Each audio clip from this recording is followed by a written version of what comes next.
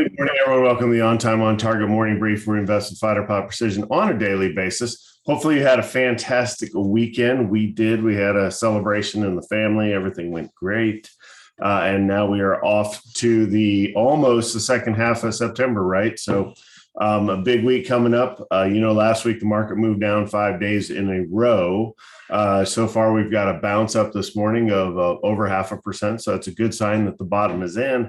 However, what I've found traditionally is if you have an entire week of things stair-stepping down, then you run into the issue of that you have a kind of a false sense of a false rise in the market, if you will. I don't know what the right word is. But yeah, today's futures are up, but are they going to last? And I would say probably not, right? It's probably going to continue down. People are trying to buy the dip, and I think it's probably too early yet. Generally, you will see a large move down that kind of signifies the dip. We wake up and the market's futures are off like 1%. Then that kind of gives me an idea. Okay, like now we've made that actual significant move down. Now it's time to start buying. So right now it's just kind of a wait and see. I'm sitting on a lot of cash. If you've put in money in the past week or so, I've been kind of sitting on it or putting it into very, very secure things like municipal bonds. Or even some other form of fixed income stuff, which I'm getting into a lot of new things. There's a couple of Blackstone offerings that are very attractive. They are alternatives, so they're a little more complex than just buying over the counter. But something is definitely right for a lot of people, especially if you have over 500,000 or so. You can kind of start getting into this stuff before that, though you probably don't need to, if you will. All right, so what are we going to talk about today? We're going to talk about really more Chinese regulation, if you will. Alipay, if you've heard of Alipay, it's the Chinese digital commerce, kind of their primary digital commerce function. It's owned by the Ant Group, which is 1/3 owned by Alibaba. So it's really a proxy play for Alibaba, if you will. Well, the Chinese government is cracking down on different companies out there. Alibaba has already had its big crackdown. That's what drove the price down from like 280. It's down to 160 now. That I've liked it the whole way. I've been wrong the whole way on the way down, but I still, broken record. I think the bottom is in, and now's the time to start loading up on Alibaba. That will eventually play out. I'm not worried about that at all. It's whether or not it's going to continue down from here. So we shall see. All right. But that's what we're going to talk about. So far, Alibaba's off like 1.6% this morning, so not really a whole lot based on the news. But, now is the bottom end. We'll see. We'll take a look at the chart and go from there. Also, for our day trading, for our question of the day, QDRO. If you've ever been involved in a divorce, that's a qualified domestic QDRO, domestic relations order that allows the courts to move money between retirement accounts and things, which normally you can't do, right? So this is a court order that's giving you the right to do so. We'll look at that real quick. For our day trading stuff, for longs that don't like any of them, even though the market's up, I think we do see a rollover at the open. But you have a couple GSMG and NEGG that we'll take a look at. I don't even have them pulled up right now. I have 3 shorts pulled up, though, that all have accompanying storylines with them, but I will get to that here in a minute. If you're checking us out on replay, make sure you subscribe, hit the notifications bell. If you want to come on into the room, there's a chat window and a Q&A window that are open and available for people to communicate with me and with that directly and ask me questions. Excuse me. And with that, let's go ahead and get started.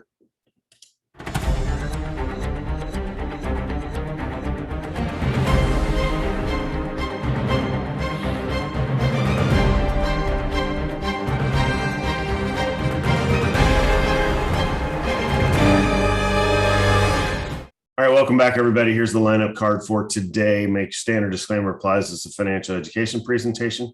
You have to do your own due diligence for acting upon anything you hear this morning. Full disclaimer information is available at ototnow.com. All right, mission objectives. We're going to grow our money, protect our money, and live off our money. Specifically, we're talking about growing our money today with another Chinese tech firm. I like these, but we're coming back to Alibaba to take a look at where the stock is now and is it time to buy. So that's what we've taken a look at today. We're going to talk about the Alipay that I talked about in the open about what's going on there. Well, the Chinese government's cracking down on it. So I put in, Alipay, if you will. I have a daughter named Allie, so I'm familiar with the term Alipay in a different context. But is it is the government going to cause Ali pain, which in turn causes Alibaba pain in the stock? And I think so for a little bit, but I do think this marks the bottom, and I'll show you that on the chart. Question today, we already talked about our flow will be long, short, open, short, long. Do a market review, headline review. And then for our long-term investments, we're going to take a look at Alibaba and KWeb, and then get into our short-term execution stuff. Contingencies and academic resources are standard. All right, let's take a look at TD Ameritrade. Here's the day trade setup. There's 4 across the board. This is the S&P 500 off to the left, and then you have 3 shorts in a row. You can see all of which are gapping down to different extents. One of them is low volume, this NUVA, so be careful there, but we'll watch it at the open. Here's where we are with the overall markets. We had a down day every single day last week. Is that bad? No, it's not. Markets need to move up and down. If markets only go straight up, then they come crashing down. So not that everybody gets happy, it shouldn't make you happy necessarily that the market's having a down day, but it is all part of the thing. It's all part of the investing experience. 1/3 of the time the market is down. Okay. Yeah. It's kind of like baseball series, if you will. There's 3 games, you win 2 of the 3. That's good, right? That's kind of where you are. In the market, you can see on the far right of this chart, pretty decent move down on Friday, and that's because the futures were up and then we went negative. So that's why you see the kind of the big candlestick there, if you will. Still note that none of the trends have been broken. That will happen eventually. Is it going to happen now? I don't know. But I don't think today ends up in the green, even though we're up significantly, if you will.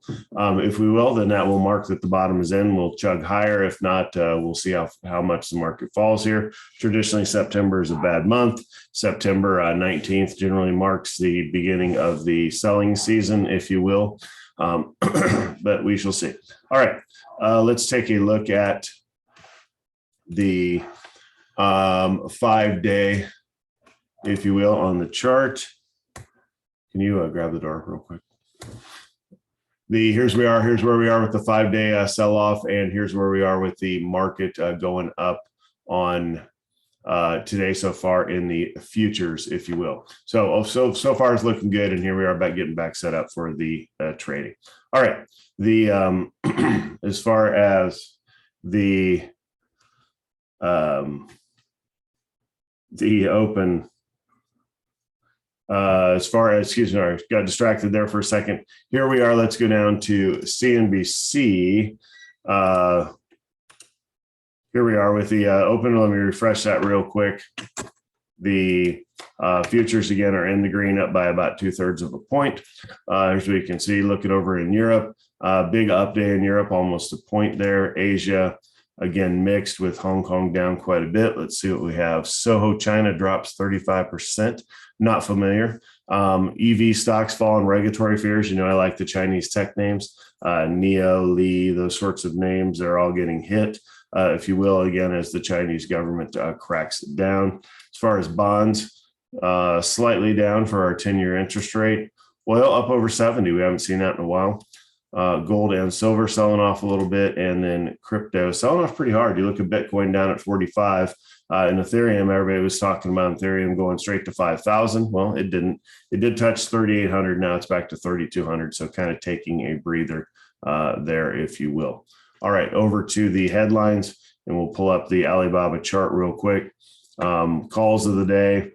Most of these are upgrades in the U.S. stocks, and then let's go ahead and take a look at that Alibaba chart right now. All right, so where are we? The story of Alibaba, it's been up here around 280 9 months ago, started to sell off. The bottom was in at 220, and then it recovered. Okay, false recovery, started selling off back down, kind of a steady state fall off down here. Below 200, I said it was a screaming buy. Well, it went drop down below 160, so it's still a buy, now sitting at 168. So I have no problem putting money to work right here. All right, we have about 30 seconds to get to the opening bell, so let me get set up for that, and I'll be right back with you.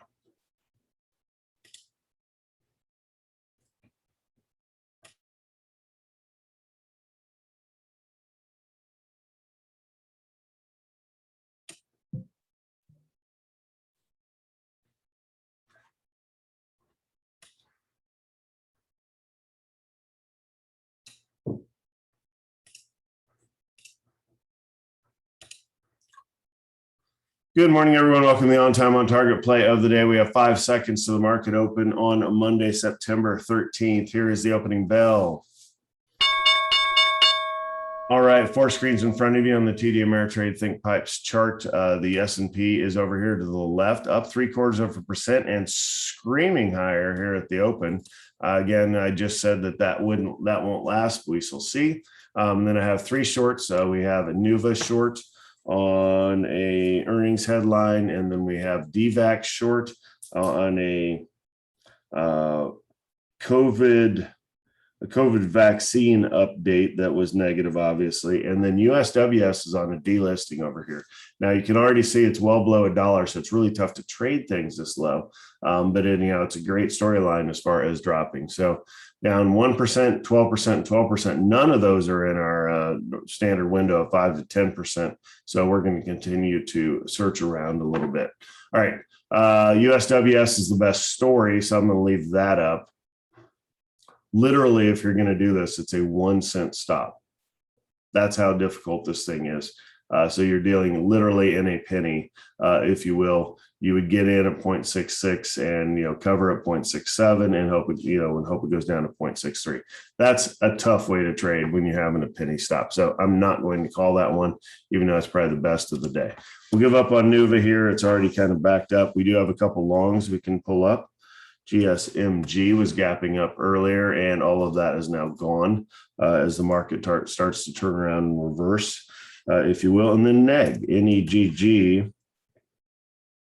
there's buying interest in this company, so that's why you see the rumor jumped up here to $20, and now it's already reset back down, so it's only up 1%. And again, low volume here is the biggest problem within NEG. So you like the storyline, but the volume is a problem, right? You can't hop in here with 5,000 shares because you're going to be moving the market at that point. All right, DVAC selling off hard down to 15%. USWS, again, too hard to take here, and no other storylines are really playing out. So I'm going to bail on trading for Monday. Mondays are probably the hardest days to trade anyway, because people are just getting out and getting back at it, and it's generally low volume. So let's take a look around the U.S. at some of the holdings we have. All these Apple calls are up. Let's take a look at Apple, 1.45% this morning. So again, they had a negative headline this weekend. So they said they were challenging that headline. Again, it was all having to do with their, I believe it was their app and people having to pay to be on it, and all that's getting a hard look. But so far, the stock is doing well this morning. All right, Empower, that's that EPWCF, up almost 5%. Dow up 250% here at the open. That's kind of cool. DXC, Mineral, MasterCard, Google, Blackstone, AbbVie, all up. Some pretty heavy hitter names on the upside here. Let's see what's down in the red today. Alibaba, like we talked about, is 1.6 pre-market, so it's fallen down to 2.4. Let's just take a look at the chart real quick. There we go. Broke down below the bottom from, that was, let's see, Friday, Thursday, Wednesday night, Thursday morning, it dropped to 165. So again, I think it's a buy here. We shall see. DraftKings was all over the TV this weekend with the first weekend in the NFL, getting hit pretty hard. So was BetMGM Grand, which is one of their direct competitors. If you saw that commercial, it's Jamie Foxx basically glorifying sports gambling. Okay. But anyway, not my thing. But for somebody that's inclined to do that, I do have to say their commercials were really good. So maybe that's why DraftKings is getting hit this morning. But we shall see. DraftKings is so much better of a stock to own out there. All right. So only a couple other names down so far. So we shall see how that plays out through the day. Go back to the upside. So yeah, Apple. And all these calls moving higher. See where Apple is price-wise. So back above 150. Again, it touched a high of 157 last week. My calls are at 165, so it dropped all the way down to 146 or 148, excuse me. And now back above 150. I think it holds 150 here. It might drop if the market sells off like 10%. It might fall down below 150. But other than that, I think 150 is pretty safe for such a strong name like Apple. All right, that's it for the trading stuff. So let's move that out of the way, and we are going to switch over back to Google Chrome. Check out this qualified domestic relations order. So what is it? Again, we're on Investopedia.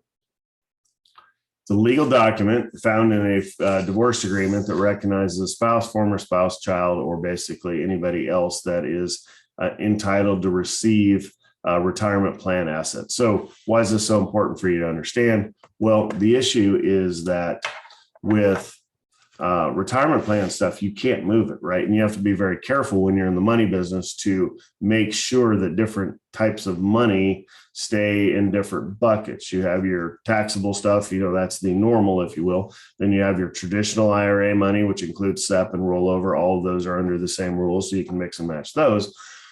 And then you have Roth IRA money. But again, IRA money is basically, it's an individual, right? So it goes to one person, and then their beneficiary is their spouse. This is driven by law in several areas. I'm not sure if it's across the U.S. or not, but certainly in Texas, your spouse receives everything regardless of what you put.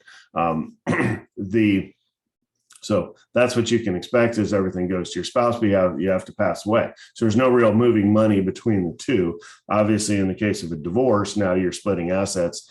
And if Susan has $1 million IRA and Sonny, her husband, has $500,000 IRA, then Susan would be required to give $250,000 over to Sonny. So how do you do that? Well, to make so where they both have $750,000, right? So how you do that is through this QDRO, which comes out of the divorce decree, if you will. All right, let's see what else. Taxes must be paid. It kind of depends. It says in most cases, I'm not sure in most cases that's true. A lot of times it's just a transfer without the taxes. So you'd have to look at your specific situation for that case. All right, for it to be valid, it has to meet all the legal requirements. And I will say this, I am helping a couple through this right now, and it's 2 years. 2 years and the money's still not straight. And we're, if the numbers are big, that can bring a lot of pain to your life, right? While you figure things out short time, waiting for the money. So just realize if you go through something like that, you want to have a safety net in place. Otherwise, it can be challenging, if you will. Okay, that's all I'm going to talk about on the QDRO. It's Monday thing. Everybody's still waking up, so not a whole lot going on in the market. So I'm going to let you go for today, and we will be back at you. I actually have a medical appointment tomorrow, so no meeting tomorrow, but I'll have the room open with that posted in case you didn't hear this. And then we'll be back at it Wednesday morning. With that, I'll talk to you guys later. Bye.